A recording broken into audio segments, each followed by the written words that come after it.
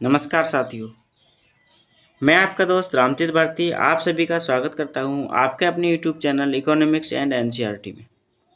साथियों, मैं आपको बताना चाहता हूं कि हम इस चैनल के माध्यम से आपको यूजीसी नेट जेआरएफ एग्ज़ाम 2022 के लिए एक क्रैश कोर्स लाए हैं, जिसकी पहली क्लास हम करा चुके हैं। उसका लिंक आपको डिस्क्रिप्शन में मिल जाएगा और ये हमारी क्रैश कोर्स की दूसरी क्लास है।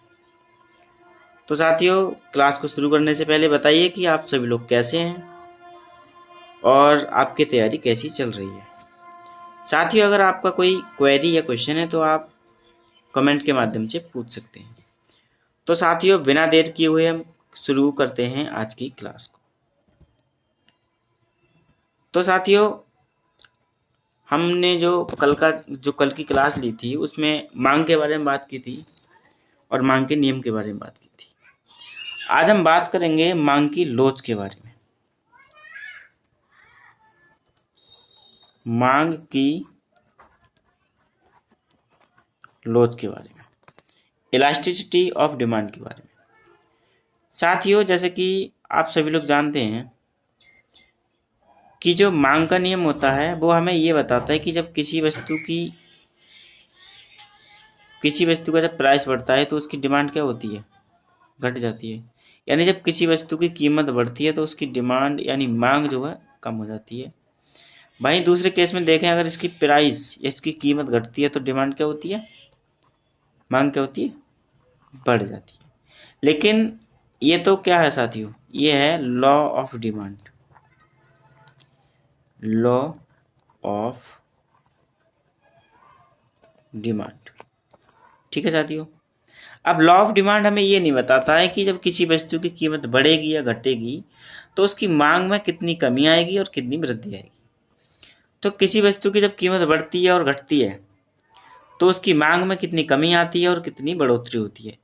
इसको जानने के लिए मार्शल साहब ने हमें क्या कॉन्सेप्ट दिया था, मांग की लोच का, जिसके माध्यम से हम जान सकते हैं कि एक वस्तु की कीमत में जब वृद्धि होती है तो उसकी मांग में इसका बढ़ी हुई कीमत का क्या प्रभाव पड़ता है। अब चूंकि सभी वस्तुओं का जो व्यवहार होता है वो अलग अलग होता है, इसी कारण जब किसी वस्तु की कीमत बढ़ती है तो अलग अलग वस्तुओं पर इसका अलग अलग प्रभाव पड़ता है।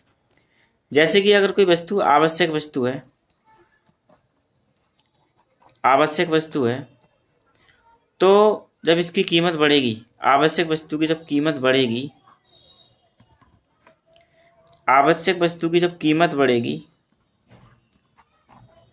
तो इसकी डिमांड पर कम प्रभाव पड़ेगा। जैसे कि आवश्यक वस्तु साथियों दवा हो गई, नमक हो गया, या आपात स्थिति में तो कुछ भी हो सकता है, वो एक अपवाद है। और अगर कोई वस्तु ऐसी है, मान लो विलासिता की वस्तु है, विलासिता की वस्तु है, जब इसकी कीमत बढ़ती है ना,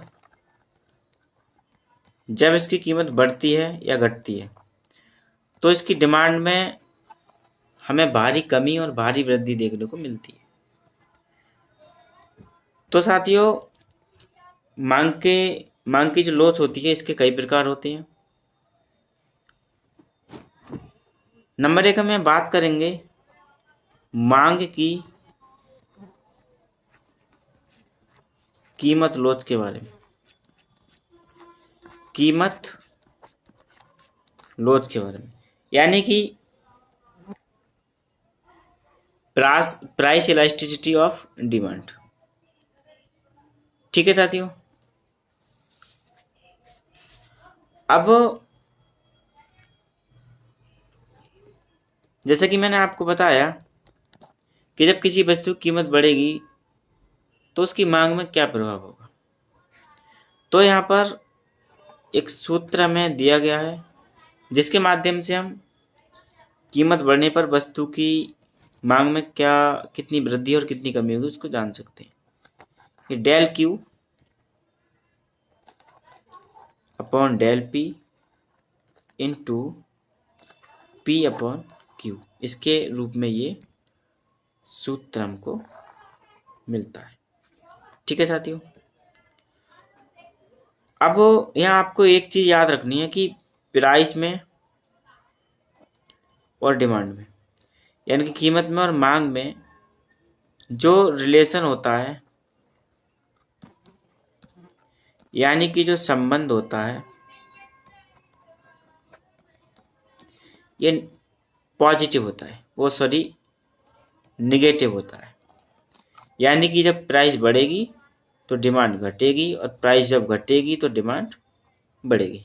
ठीक है साथियों, ये चीज आपको याद रखनी है। और यहाँ आपको ये जो सूत्र है, ये सूत्र कभी कभी डायरेक्टली पूछ लिया जाता है, तो आप सूत्र को भी याद रखें। यहाँ पे मैं आपको बता देता हूँ कि ये डेल क्यू है, ये हमारा मांगी गई मात्रा में परिवर्तन है।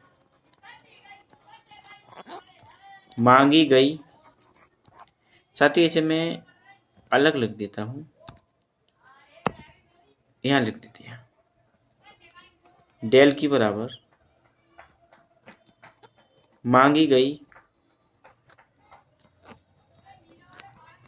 मात्रा में परिवर्तन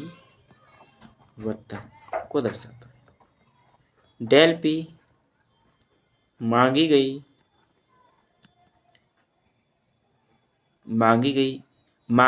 वस्तु की मात्रा में परिवर्तन, वस्तु की मात्रा में परिवर्तन। और यहाँ साथियों मांगी गई वस्तु की कीमत में परिवर्तन, कीमत में परिवर्तन। और हमारा P प्रारंभिक कीमत है, वस्तु की प्रारंभिक कीमत है, और Q हमारी वस्तु की प्रारंभिक मात्रा है। ठीक है साथियों, तो ये हमारी हो गई मांग की कीमत लोच। अब ये मांग की कीमत लोच है, इसके जो प्रकार होते हैं वो 5 प्रकार होते हैं। जैसे कि मैं आपको यहाँ एक ग्राफ बना के दिखाऊंगा।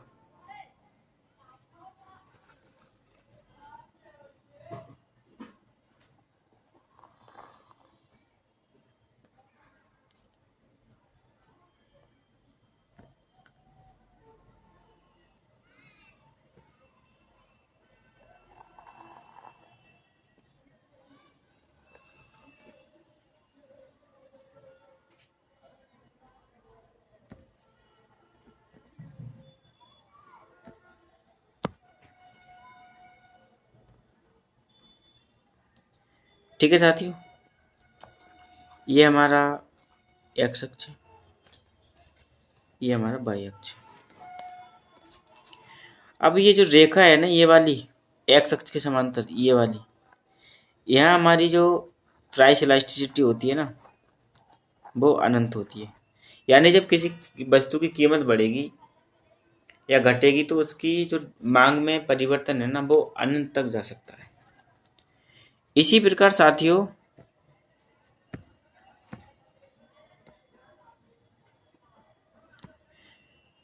एक दूसरा हमारा ग्राफ बनेगा यहाँ पर, इसको हम ईपी ग्रेटर देन 1 से दिखाते हैं, या इकाई से अधिक लोच। ठीक है साथियों, दूसरा जो टाइप हमारा होता है वो थोड़ा इससे फ्लैटर बनता है, इसे हम ईपी बराबर 1 से दिखाते हैं, यानी इकाई के बराबर लोचदार माप। ठीक है, ये पहला हो गया, ये दूसरा हो गया, और ये हमारा तीसरा हो गया। चौथा हमारा थोड़ा इस तरह से बनता है, ये ईपी ग्रेटर देन 1 से दिखाते हैं, और ये हमारा जो वाई अक्ष के समांतर जो है, इसको हम ईपी बराबर 0 से दिखाते हैं। यानी वस्तु की कीमत में कितना भी अंतर आ जाए उसकी डिमांड पर कोई भी फर्क नहीं पड़ने वाला। तो साथियों 5 तरह की कीमत लॉस होती है, मांग की कीमत लॉस होती है। आगे हम बात करेंगे नंबर 2, और नंबर 2 में हमारी आती है मांग की आय लोच। मांग की आय लोच, ठीक है। अब साथियों मांग की आय लोच में हम बात करेंगे कि जब किसी व्यक्ति की आय में परिवर्तन होता है, किसी व्यक्ति की इनकम में क्या होता है, चेंज आता है, परिवर्तन होता है। तो इस बढ़ी हुई या घटी हुई आय से मांग पर यानी कि डिमांड पर क्या प्रभाव पड़ेगा। तो साथियों सीधी सी बात है कि जब किसी व्यक्ति की इनकम बढ़ती है यानी कि आय बढ़ती है, तो उसकी जो डिमांड होती है, उसकी जो मांग होती है, उसमें वृद्धि आ जाती है। वहीं अगर इसका हम दूसरा पहलू देखें कि जब किसी व्यक्ति की आय या इनकम जो कम होती है, तो उसकी मांग में कमी आ जाती है। तो साथियों इसका भी एक सूत्र है जो आप याद करें, del Q upon del M. साथियों कुछ जगह एम की जगह आपको बाई मिल जाएगा, तो इसमें कंफ्यूज होने की जरूरत नहीं है। यहाँ पर डेल क्यू आपकी मांग मात्रा में परिवर्तन है, वस्तु की मांगी गई मात्रा में परिवर्तन है, मांग में परिवर्तन। और हमारा डेल एम जो है ये आय में परिवर्तन है, आय में परिवर्तन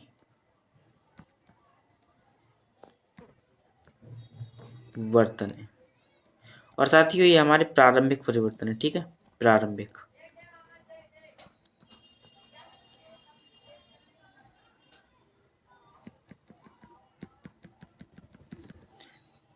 सॉरी साथियों, ये प्रारंभिक परिवर्तन नहीं है, ये सेकेंडरी परिवर्तन है। प्रारंभिक परिवर्तन हमारा एम है,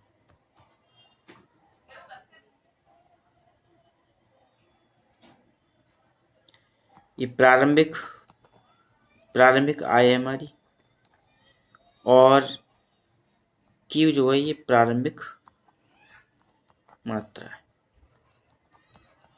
ठीक है। ये आय में परिवर्तन, ये मांग में परिवर्तन है और ये आय में परिवर्तन है, ठीक है साथियों। इसके दो पहलू होते हैं जिसके बारे में बात करते हैं। अगर वस्तु विलासिता की है, विलासिता वाली वस्तु है, जैसे कि जो लग्जरी सामान होते हैं, अगर ये है तो इसकी जो लोच होती है ना, वो इकाई से अधिक होती है,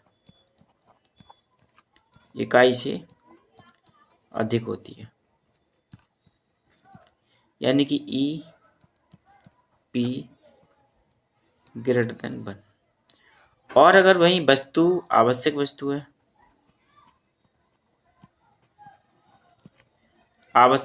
है, तो इसकी जो लोच होगी वो इकाई से कम होगी, ठीक है साथियों, यानी कि ईपी लेस देन 1। साथियों हमारी तीसरी जो प्रकार की लोच होती है उससे हम बोलते हैं मांग की आड़ी लोच। मांग की आड़ी लोच यानी क्रॉस इलास्टिसिटी ऑफ डिमांड। साथियों इसका मतलब होता है कि जब किसी वस्तु की कीमत बढ़ती है तो उसकी जो डिमांड है ना, मतलब जब किसी वस्तु की कीमत बढ़ती है ना, जैसे मान लो कोई वस्तु है चाय, इसकी जब कीमत बढ़ेगी ना, तो आड़ी लोच का मतलब होता है, यानी कि क्रॉस इलास्टिसिटी का मतलब होता है कि इस वस्तु का ना एक स्थानापन्न हमारे पास है, और वो है कॉफी। तो क्या होता है कि जब चाय की कीमत बढ़ेगी ना, तो कॉफी की डिमांड बढ़ जाएगी। क्यों? क्योंकि जो लोग चाय पी रहे हैं ना, वो अब लोग कॉफी पियेंगे। कॉफी बहुत ज़्यादा चाय बहुत ज़्यादा महंगी हो गई है, तो लोग कहाँ शिफ्ट हो जाएंगे? कॉफी पर। तो इसका भी एक सूत्र होता है, इसे आप याद रखें। Del Q X del P Y into P Y upon Q X. ठीक है साथियों। और यहाँ पर डेल क्यू एस जो है ना, वो वस्तु एक्स की प्रारंभिक कीमत है, सॉरी, वस्तु एक्स की परिवर्तन कीमत है, और ये वस्तु वाई की परिवर्तित कीमत है, और ये मात्रा है, ये कीमत है, और ये प्रारंभिक कीमत है बाई की, और ये बाई की प्रारंभिक मात्रा है। यानी कि जब पी कीमत थी तो कितनी खरीदी जा रही थी बाई वस्तु, और जब डेल पी कीमत है तो वस्तु कितनी खरीदी जा रही है। तो साथियों, आगे हम बात करेंगे अब इंडिफरेंस कर्व के बारे में। इंडिफरेंस कर्व के बारे में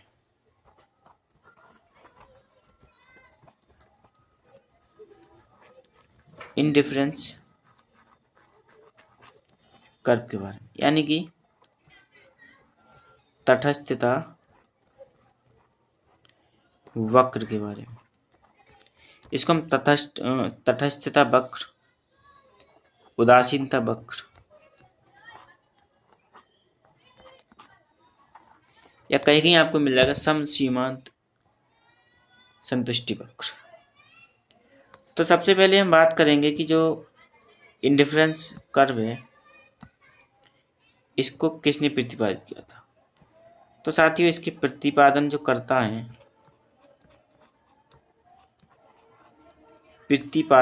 है, वो हिग्स एंड एलन साहब है। और साथ ही मैं आपको बता दूं कि जो उदासीनता वक्र है ना, उदासीनता वक्र का सर्वप्रथम अध्ययन, यानी सर्वप्रथम जो हमें बताया था ना उदासीनता वक्र के बारे में, वो ड्यूपिट है। ड्यूपिट ने बताया था। ठीक है, ड्यूपिट। ठीक है साथियों, अब मैं आपको इंडिफरेंस कर्व का चित्र बना के दिखा देता हूँ।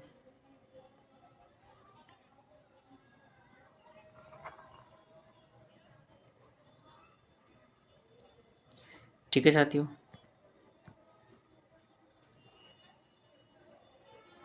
ये हमारा आईसी वक्र। ठीक है साथियों, इस प्रकार के होते हैं। यहाँ वस्तु वाई है और यहाँ वस्तु एक्स है। ठीक है साथियों, अब साथियों इसकी कुछ कुछ कंडीशन होती है, उसके बारे में बात कर लेते हैं। तो पहली कंडीशन है कि ये डाउनवर्ड स्लोपिंग होता है। डाउनवर्ड स्लोपिंग होता है। नंबर 2, ये कन्वेक्स होते हैं। कन्वेक्स यानी कि उत्तल। नंबर 3, दो आईसी वक्र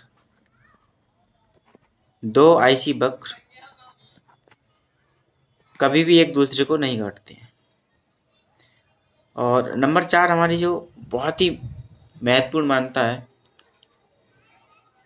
कि कभी भी आईसी वक्र जो है ना, किसी भी अक्ष को नहीं छूते हैं, ना तो एक्स अक्ष को छुएंगे और न ही वाई अक्ष को छुएंगे। ऐसा क्यों साथियों? जैसे कि आपको मैं पहले बता चुका हूं कि ये जो है ना, वाई और एक्स दो वस्तुओं के बारे में बात करता है। कितनी? वाई और एक्स दो वस्तुओं के बारे में बात करता है। अगर मान लो कि आगे हम बताते हैं कि मान लो ये कोई वक्र है और ये मान लो इसने क्या किया कि एक्स अक्ष को टच कर लिया, एक आईसी वक्र ने एक्स अक्ष को टच कर लिया, तो यहाँ क्या होगा साथियों, कुछ एक्स अक्ष को अगर टच कर लिया तो यहाँ बाई की जो मात्रा है ना वो 0 हो जाएगी। और अगर ऐसा होता है तो जो इसकी मान्यता है, क्या मान्यता है कि ये दो वस्तुओं के बारे में बात करता है, दो वस्तुओं एक्स और वाई के बारे में बात करता है। लेकिन जब ये एक्स अक्ष को छू लेगा या वाई अक्ष को छू लेगा तो साथियों एक वस्तु की जो क्वांटिटी है ना वो 0 हो जाएगी, मात्रा कितनी हो जाएगी, 0 हो जाएगी। और अगर ऐसा होगा तो इसकी मानता ही ये गलत हो जाएगी। तो हमेशा आपको याद रखना है कि कभी भी आईसी वक्र जो होता है ना वो एक दूसरे एक्स अक्ष को या वाई अक्ष को टच नहीं करता है।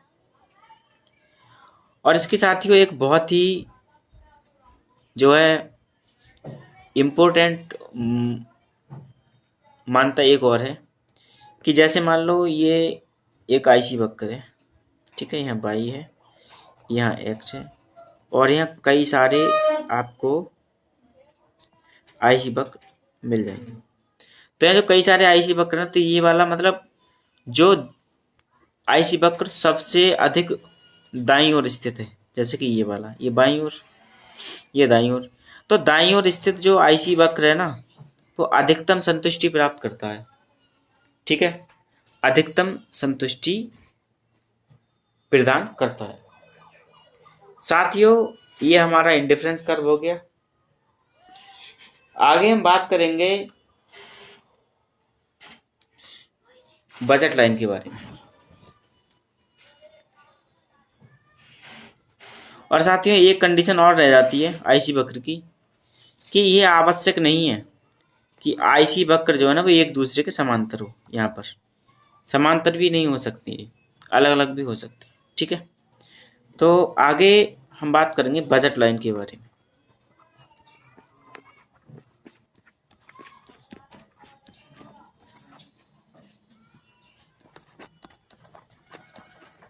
बजट लाइन के बारे में, ठीक है। तो साथियों सबसे पहले तो बजट लाइन का सूत्र होता है वो आपको याद रखना है, जो हमसे डायरेक्टली एग्जाम में पूछ लिया जाता है। P X Q X line plus P Y into Q Y बराबर एम।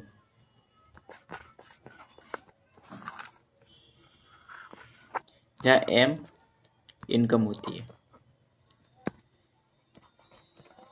इनकम होती है। साथ ही मैं आपको बजट लाइन का चित्र बना के दिखाता हूँ।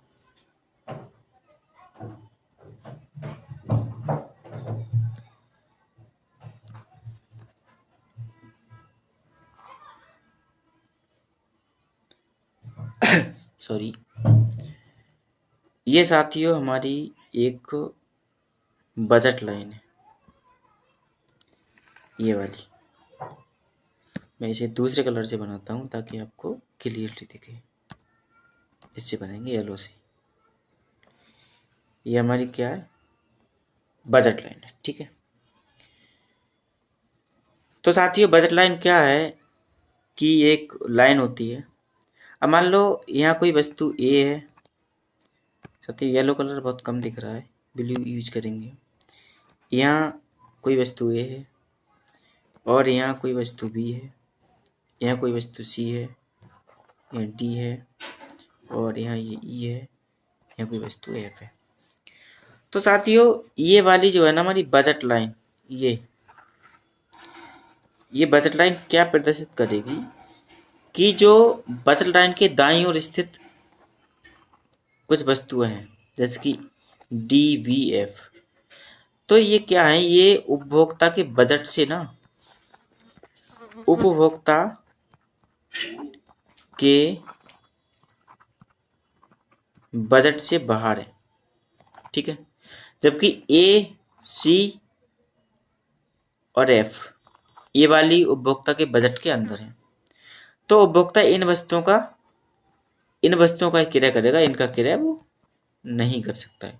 जैसे कि मान लो आपके पास 20 रुपए हैं, आप मार्केट गए और आपको 100 रुपए की चॉकलेट पसंद आ गई या बिस्किट पसंद आ गए, तो ये आपके बजट से बाहर है, इसको आप नहीं खरीद सकते। तो ये क्या है साथियों, ये बजट लाइन है। ठीक है, अब बजट लाइन की शिफ्टिंग होती है, हम उसके बारे में बात करेंगे। बजट लाइन की शिफ्टिंग होती है, हम उसके बारे में बात करेंगे।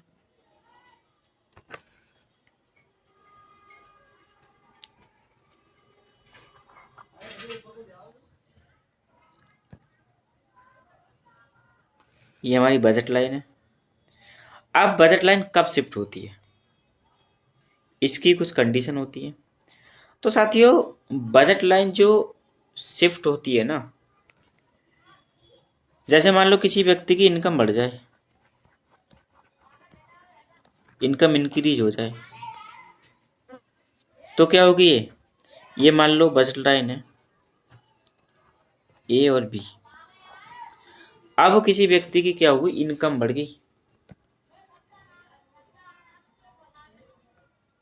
इनकम क्या हुई, किसी व्यक्ति की इनकम बढ़ गई। तो जब इनकम बढ़ जाएगी ना, तो उसकी जो, जैसे मान लो अभी इनकम 100 रुपये पर डे थी, अब क्या हुई, कल को 500 रुपये पर डे हो गई। तो जहाँ व्यक्ति 100 रुपये की चॉकलेट नहीं खरीद पा रहा था, अब वह उसको खरीद सकता है। ठीक है साथियों, तो ये यहाँ शिफ्ट हो जाएगी।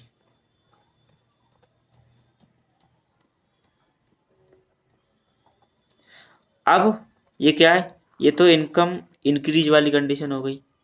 अब मान लो किसी व्यक्ति की इनकम क्या हुई, डिक्रीज हो गई, यानी कम हो गई। यहाँ बढ़ गई, यहाँ कम हो गई। उस स्थिति में क्या होगा कि जो बजट लाइन है ना, वो नीचे शिफ्ट कर जाएगी, यानी कि बाईं तरफ को शिफ्ट कर जाएगी। और जब ये वाली शिफ्ट कर जाएगी ना, मान लो 100 रुपये थी, अब उसकी मान लो 80 रुपये हो गई। ठीक है, इस वाली कंडीशन में तो क्या होगा, ये बाईं ओर की शिफ्ट कर जाएगी। ठीक है, अब साथ ही हम बात करेंगे बजट लाइन की स्लोप के बारे में। बजट लाइन का जो स्लोप होता है, उसका आपको फॉर्मूला याद रखना है, P X upon P Y. ये क्या होता है, स्लोप होता है। ठीक है, इसमें आपको इतना ही याद रखना है। और आगे हम कुछ और कंसेप्ट पर बात करेंगे।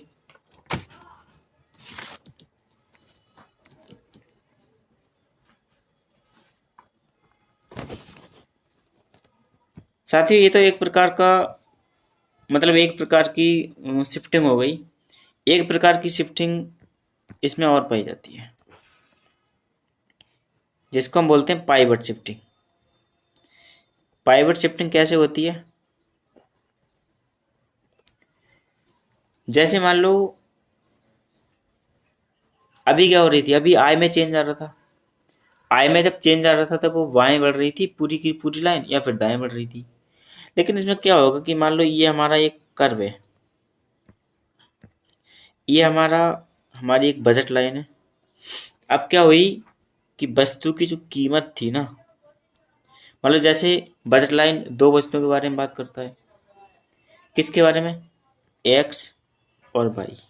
ठीक है, अब मान लो क्या हुआ कि जो वस्तु एक्स थी ना, इसकी कीमत जो है बढ़ गई।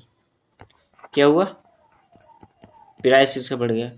तो एक्स वस्तु की हम कुछ कीमत जो है ना, कुछ मात्रा जो है कम खरीदेंगे। ये मान लो ये है, ये मान लो बी है। तो हम क्या करेंगे, इसकी मात्रा को कम कर देंगे, गुड वाई और ये गुड एक्स। ठीक है, वहीं कीमत बढ़ने की स्थिति तो ये हो गई। ठीक है, अब क्या हुआ, इसकी कीमत जो है, एक्स की कीमत क्या है, सॉरी, ये कीमत बढ़ी तो हम इसकी मात्रा कम कर देंगे। अब क्या हुआ, जब इसकी कीमत घट गई, जब इसकी कीमत घट जाएगी तो इसकी मात्रा अब हम मान लो ये बी डैश और ये बी डबल डैश। जब इसकी ये वाली कंडीशन कौन सी होगी साथियों, जब प्राइस घट रहा है तब। तो क्या करेंगे हम, इसकी मात्रा बढ़ा देंगे। ठीक है, तो ये हमारी बजट की पाइवट शिफ्टिंग कहलाती है। कौन सी? Pivot shifting. ये हमारी बजट लाइन की पाइवट शिफ्टिंग कहलाती है। पाइवट शिफ्टिंग कहलाती है। अब साथियों एक इसकी मान्यता और होती है कि जब आईसी वक्र बजट लाइन को टच करे तो क्या होता है, बजट लाइन को टच करे यानी छू ले उसे तो क्या होता है। तो जिस भी साथियों चित्र बना के दिखाता हूं तब आपको अच्छे समझ में आएगा। ठीक है, ये है। और इस वाली कंडीशन में हमारी मान लो ये बजट लाइन है, तो मान लो हमारी ये वाली ये ई मान लो, ये एफ मान लो, ये ओ हो गया हमारा। ये ओ और एक्स आपको हर चित्र में ऐड करना है। ठीक है, ओ एक्स वाई। ठीक है, ये हमारी गुड वाई हो गई और ये हमारी गुड एक्स हो गई। ठीक है साथियों, तो मान लो एक जो हमारा आईसी वक्र यहाँ पर है और एक आईसी वक्र इसको टच कर रहा है और एक आईसी वक्र ये। तो साथियों ये वाला जो है ना, ये वाला आईसी वक्र जो है,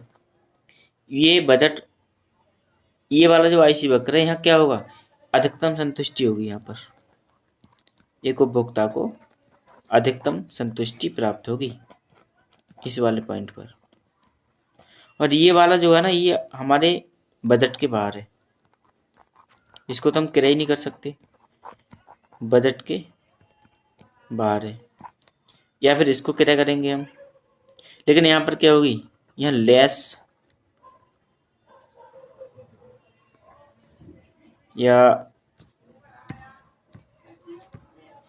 लेस सेटिस्फिकेशन यानी कि कम संतुष्टि होगी,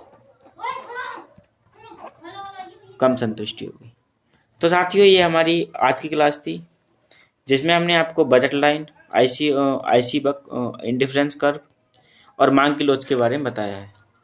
साथियों माइक्रो इकोनॉमिक्स की जो है 2 क्लासेज और आएंगी, उसमें हमारी कंप्लीट हो जाएगा। तो साथियों आज की क्लास हमें कैसी लगी ये कमेंट्स के माध्यम से जरूर बताएं। तो साथियों मिलते हैं एक नई क्लास में, तब तक के लिए जय हिंद जय भारत।